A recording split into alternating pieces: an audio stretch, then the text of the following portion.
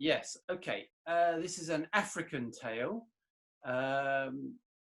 probably from the Congo. Uh, in olden days, the cowrie shell, can you see that? The cowrie shell was a form of currency.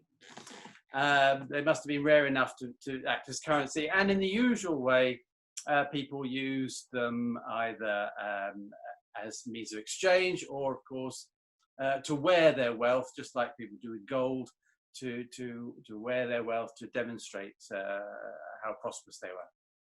Anyway, this story is called The Scrawny Old Man and the Scrawny Old Woman, and it's one of those origin tales, although I suppose if you're completing your dissertation, you might want to call it an etiological story, Terry. But anyway, the Scrawny Old Man and the Scrawny Old Woman. Once upon a time, in a village somewhere, there was an elderly couple called the Scrawnies, and they were always moaning about how poor they were and how they never had enough to eat. Oh, it was really tedious for all their fellow villagers, who also noticed that whenever the Scrawnies came to visit, when they left, there was usually something missing. And you can never be quite sure. Anyway, one day the Scrawnies were visiting a sick friend of theirs who was in his bed, actually pretending to be a little bit more ill than he really was. And he was sitting there in his bed, and he lay down, and he pretended to go to sleep while the Scrawnies were visiting. But he was really peeping out from beneath his eyelids. And as they left, they snatched his bag of cowrie shells, and off they went back to their own house as fast as their scrawny little old legs could carry them. But of course, he'd seen it all, the sick friend. So he sat up in bed and he yelled, "Help, help! The Scrawnies have taken my bag of cowrie shells." And all the neighbours ran round and said, "Don't worry, sick friend, don't worry, lie down, take it easy. We'll get your bag of cowrie shells back for you." And they ran round to the Scrawnies' house and they banged on the doorpost, and Scrawnies came out and said, "Oh, what's the matter?"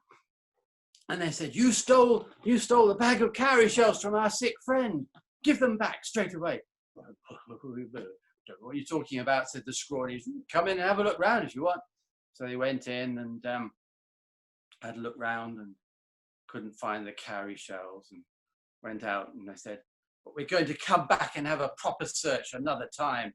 And if we find you've been stealing our dear sick friend's cowrie shells, we'll be after you with whips of hippopotamus hide."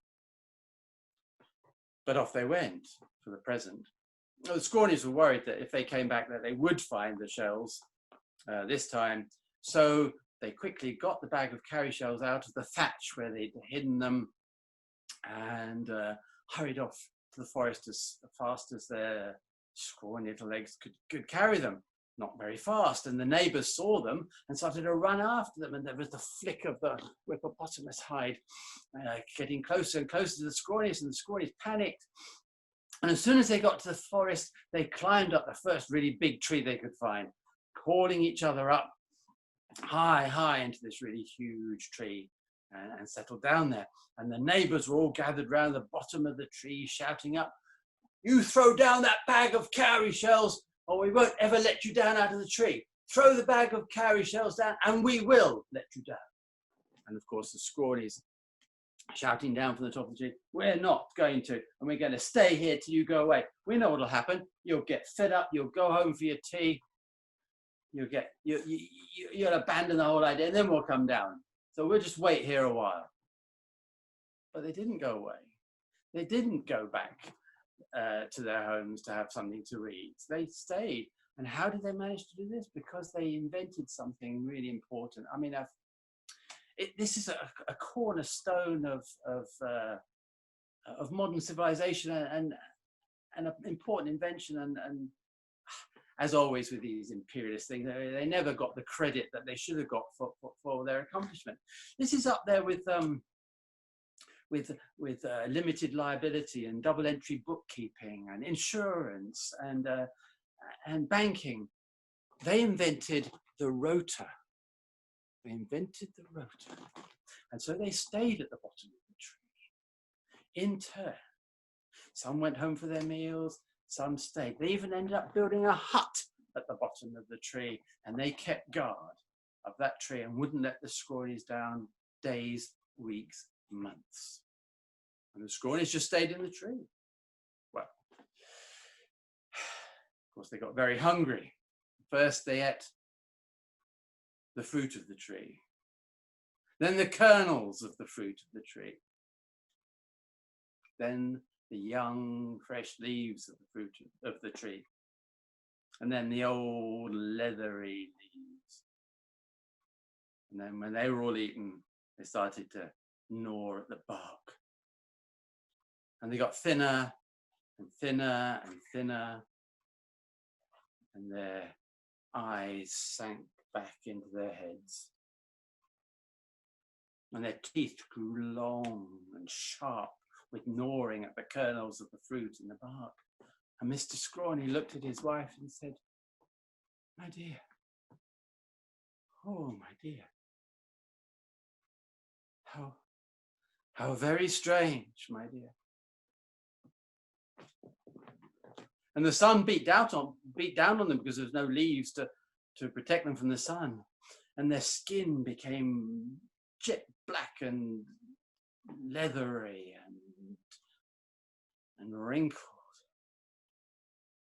And their feet grew long claws for gripping on to branches, and their feet started to get lengthened and bend so they could hold on tight.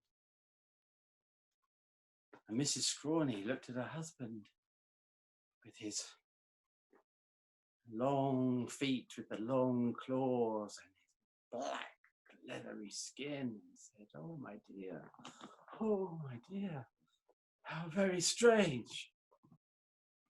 How very strange." And then the cold weather came, and there was no protection against the chill of the rainy season. So they grew hair all down their arms and legs. Their scrawny, thin legs and arms grew hair. And they looked at each other and they said, "Oh my dear, how very strange, how very strange." And then one day, they both felt a strange discomfort at the tops of their bottoms. And Mrs. Scrawny said, "My husband, turn around, let me see." And she saw that a long, snaking, strong tail had grown out of the top of his bottom. And she turned around and he saw that she had the same. And they said to each other, "Oh my dear, how very strange." And that was the last words they ever spoke. After that, it was all chittering and chattering and squawking, as if they had gone quite mad. And at last, they swung away deeper and deeper into the forest, tree to tree to tree to tree. But before they went, they threw down the bag of cowrie shells because, well, where they were going, they wouldn't need such things anymore. Yeah.